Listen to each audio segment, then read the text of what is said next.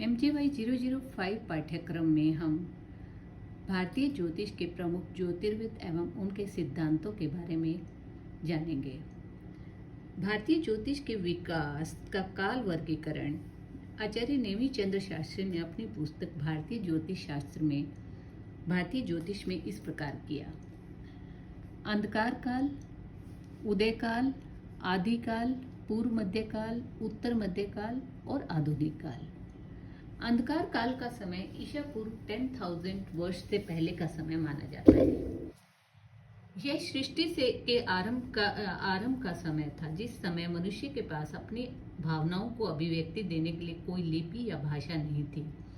तब वह केवल नाद से ही अपनी संवेदनाओं की अभिव्यक्ति करता था।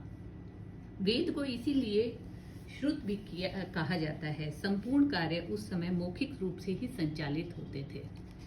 उदय काल का समय ईसा पूर्व 10,000 से ईसा पूर्व 500 तक का समय माना जाता है। इस काल में आर्यों ने वैदिक साहित्य को जन्म दिया।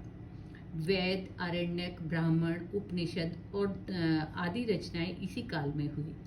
और ऋग्वेद का काल ईसा पूर्व 4000 का माना जाता है। आदिकाल का समय ईसा पूर्व 501 से ईसा 500 तक का समय माना जाता है। इस काल में ज्योतिष विषय पर स्वतंत्र ग्रंथों की रचना की जाने लगी थी और इस युग में शिक्षा, कल्प, व्याकरण, निरुक्त, ज्योतिष और छंद, ये 6 ज्योतिष के भेद वेदांग के रूप में प्रकट हो गए थे। इस काल में ज्योतिष के प्रवर्तक 18 आचार्य हुए हैं, जिन्होंने अपने दिव्य ज्ञान से इस शास्त्र का निर्माण किया। इस काल में महात्मा लगध ने वेदांग ज्योतिष की रचना कर ज्योतिष को स्वतंत्र रूप से स्थापित किया। वेदांग ज्योतिष में ऋग्वेद, यजुर्वेद और अथर्ववेद ज्योतिष, ये 3 ग्रंथ माने जाते हैं।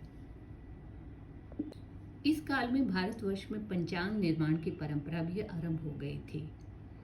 आचार्य आर्यभट्ट का जन्म 476 ईस्वी और उनका अवसान 550 ईस्वी का माना जाता है। तो आचार्य आर्यभट्ट भी आदिकाल में ही भारतीय ज्योतिर्विद हुए।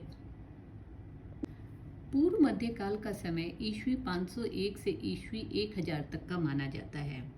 इस काल में ज्योतिष के 3 स्कंद प्रकट हो गए थे: सिद्धांत, संहिता और होरा।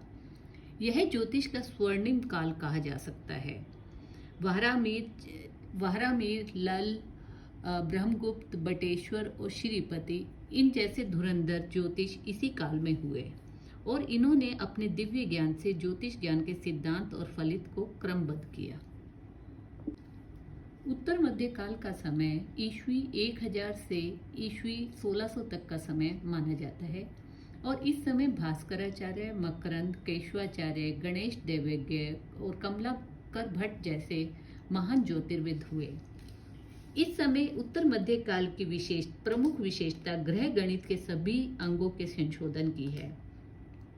इस समय के ज्योतिर्विदों ने आकाश निरीक्षण कर ग्रहमान की स्थूलता को ज्ञात किया और बीज संस्कार की व्यवस्था बताई। इस समय में गोल विषय के गणित का बहुत प्रचार हुआ। भारतीय ज्योतिष का आधुनिक काल ईस्वी 1600 से बाद का समय माना जाता है और इस समय बहुत से ज्योतिर्विद हुए, जिन्होंने ज्योतिष को और ऊंचाइयों पर पहुंचाया। आधुनिक काल के आरंभ में मुस्लिम संस्कृति के साथ साथ पाश्चात्य सभ्यता का भी प्रचार भारत में हुआ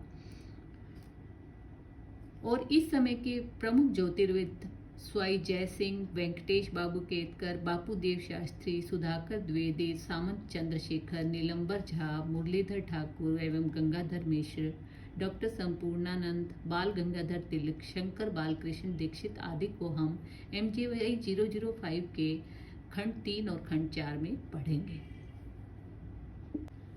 सभी विद्याओं की तरह ज्योतिष शास्त्र की उत्पत्ति का मूल भी वेद है।